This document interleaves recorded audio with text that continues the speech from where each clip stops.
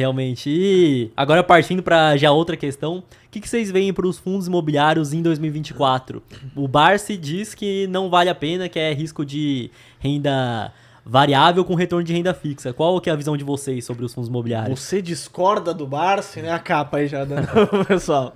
Não, então, os fundos imobiliários, eu vou começar, tá, Rocha? Aí você fala, né? Você sabe mais que Os fundos imobiliários eu acho legal porque é uma maneira de você ali com pouco dinheiro, com R$10, com R$100, já começar a receber uma renda recorrentemente todos os meses. Então você consegue investir aí com cento e poucos reais, aí, R$130, você consegue comprar um fundo imobiliário de shopping, que tem cotas que tem em vários shoppings, e você receber uma parte do aluguel todos os meses. Isso daí é o que? A dopamina financeira para você continuar investindo. Então, pro cara que nunca recebeu nada, nunca investiu, ele colocou R$100 lá, depois ele recebeu 80 centavos, R$1 de dividendos, para ele aquilo dali explode a cabeça dele.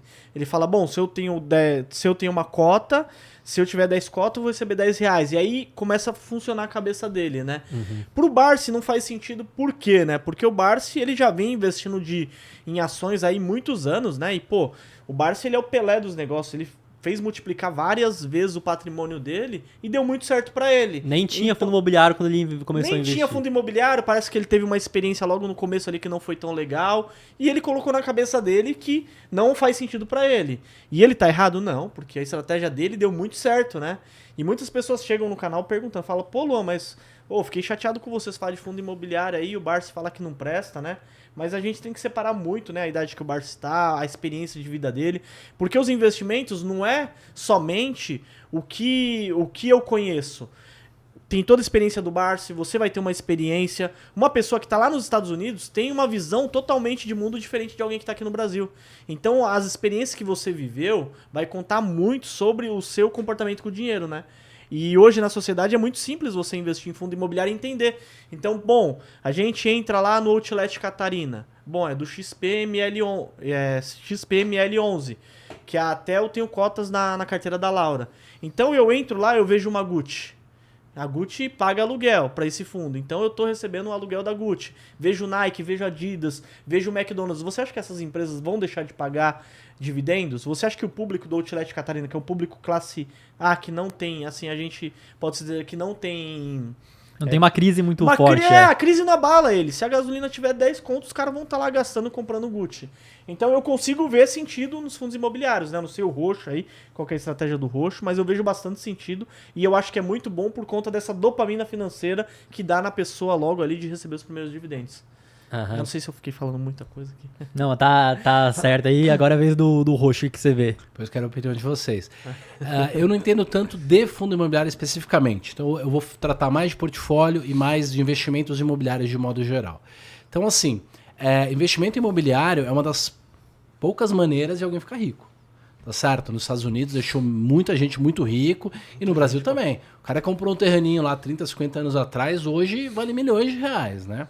De qualquer maneira, eu não tenho a experiência, não conheço tanto o fundo imobiliário, mas acho que para você ter uma vantagem sobre os outros, você tem que conhecer os detalhes, tem que saber escolher os ativos, você tem que achar valor. Então, se tiver o Barsi do fundo imobiliário, ele vai achar os melhores fundos, os melhores imóveis, ele vai pesquisar, ele vai correr atrás e ele vai ganhar dinheiro. A estrutura do pagamento de dividendo, tá, é algo que pode eventualmente melhorar no futuro. Por exemplo, nos Estados Unidos tem os REITs. Os REITs não são fundos imobiliários, são empresas que têm imóveis, fazem negócios imobiliários e fazem alavancagem financeira. No mundo dos imóveis, alguma alavancagem financeira, que é pegar dinheiro emprestado, em alguma medida, pode gerar eficiência. Então eu acho que os REITs tiveram mais sucesso nos Estados Unidos no longo prazo, porque faz mais tempo que tem, porque eles têm alavancagem. Então assim, quando a gente fala coisas muito simplistas, né?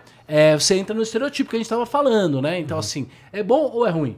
É bom e é ruim, entendeu? Se você é um cara que, cada centavo seu, você sabe otimizar, você sabe a melhor empresa, você quer mais um centavo para comprar mais daquela empresa, é bobagem você diluir lá no fundo imobiliário, que tem taxa de administração, que tem uma série de coisas, mas se você for muito bom de imóveis, você pode investir nos imóveis. Eu acho que essa afirmação está errada, a afirmação do Barsi está errada. Eu vejo que na questão de fundo imobiliário, a renda que ele consegue tirar está totalmente ligado ao patrimônio do fundo, a quanto valem aqueles imóveis.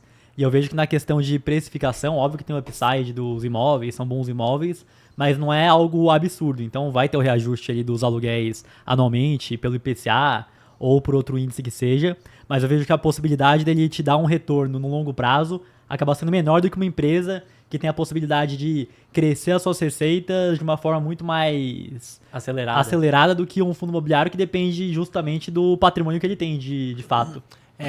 Não poder alavancar complica. Exato, e ainda que eles distribuem 95% de toda a receita que eles geram. Então ele não consegue ter um dinheiro para reinvestir e continuar crescendo cada vez mais. Né? Acaba que ele tem que emitir mais cotas a mercado para conseguir captar esse dinheiro, para conseguir fazer outros investimentos, que acaba diluindo o investidor. Então eu vejo que é bom para você receber uma renda mensal. Então o cara que já tá para se aposentar, já construiu um patrimônio, consegue receber seus dividendos, que vai ser acima do que comprar um imóvel a preço de mercado para alugar. Então ele vai estar recebendo todo mês ali, vai ser isento de imposto. Porém não vai ser aquilo que ele vai conseguir ter um grande ganho a longo prazo. Eu vejo que as ações acabam sendo um veículo muito mais interessante em relação a esse ganho. É que é legal das ações, né, que mesmo ações que pagam dividendos, uma parte é o payout que volta para o acionista e outra parte é o que fica no caixa da empresa ali, para a empresa investir em novos projetos e fazer crescer. Já o fundo imobiliário não, né, igual o Renan falou aqui, distribui 95%, mas em questão de mentalidade financeira, eu acho que faz muito sentido, viu? Sim. Porque também, depois que a pessoa começa a entender alguns tipos de fundos imobiliários, fala, caramba, o meu inquilino ali, ele é um inquilino, quando que você vai poder, sei lá, pegar o inquilino uma Samsung da vida, vai num galpão logístico, né? Os inquilinos, assim, nota A, é muito difícil, né? Então você, com pouco dinheiro ali, você consegue investir um ativo muito top de linha, a gente pode dizer assim. E dá para investir quando sai um pouco de moda, quando cai, quando tem uma crise, aí você compra barato, aí fica mais eficiente. Ter uma classe de ativos a mais no portfólio sempre ajuda a diminuir a concentração, a diversificação, realmente ajuda a baixar o risco e aumentar o ganho. Eu acho que o grande risco dos fundos imobiliários e do mercado imobiliário é a cultura woke. De novo, vou voltar àquele tema. Uou. Por quê? Porque se as famílias diminuírem, se a população diminuir, a curva de que imóvel sempre sobe, vai subir para sempre, ela fica abalada. Então a gente pode pegar, de repente, uma tendência de alguns anos que a população já está diminuindo e que aí os imóveis vão ficando vazios e aí isso pode gerar uma lógica reversa. Por isso que, na verdade, você vai ter que diversificar e vai ser só um pedaço e você corre esse risco. Exato, porque se tem uma população que está diminuindo, é aquilo, né? O cara que foi lá e comprou um terreninho. Lá no interior não tinha nem energia elétrica, não tinha nem asfalto ainda na rua. A população foi crescendo, as cidades foram expandindo, então, do nada, esse lugar que não tinha nada passou a ter já uma cidade, já ter um centro. Então, isso fez com que o terreno se valorizasse. Se a população não continua crescendo e passa a diminuir, não vai ter esse aumento das cidades, né? Então... E o progressista é aquele cara ingênuo que acha que tudo vai progredir, vai melhorar, tudo vai continuar crescendo e então os imóveis vão subir para sempre. Isso não é verdade, né? A Roma chegou a ter 2, 3 milhões de pessoas, olha lá, 50 anos antes de Cristo, e lá em 300, 400 chegou a ter 40 mil pessoas morando lá em Roma. Uhum. Mas eu vejo que tem a questão também que se a população diminui, os imóveis têm uma demanda menor, mas as empresas também passam a ter um resultado diferente, né? Tudo vai cair a não ser a renda fixa pós-fixada, né? Que vai, de alguma maneira, ali você vai poder cobrar mais as pessoas que estão miseráveis.